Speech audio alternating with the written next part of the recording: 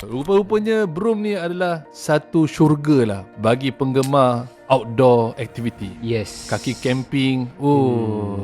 Bila kita travel ke Broome, kita juga bersempat bersosial ataupun kita sempat berkenal-kenalan dengan the long lost tribe of Malay. Di Broome adalah sebuah industri terbesar di dunia berkaitan dengan pearl ataupun kita panggil mutiara. Dalam bahasa Arabnya adalah lu'lu'ah.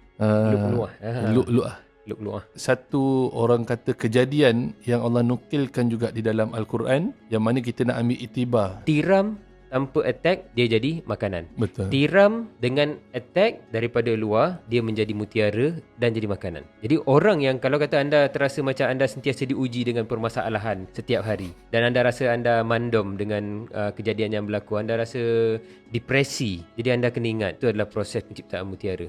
Jadi nilai anda berbeza dengan orang yang, papa saya nak ni, papa nak jet, papa nak ke helikopter, semua dapat. Itu bukan mutiara. Ya. Dan in fact kita pun jumpa seorang pakcik tadi tu. Dia datang pada tahun 72. Daripada 72 sampai sekarang, dia cuma balik tahun 76.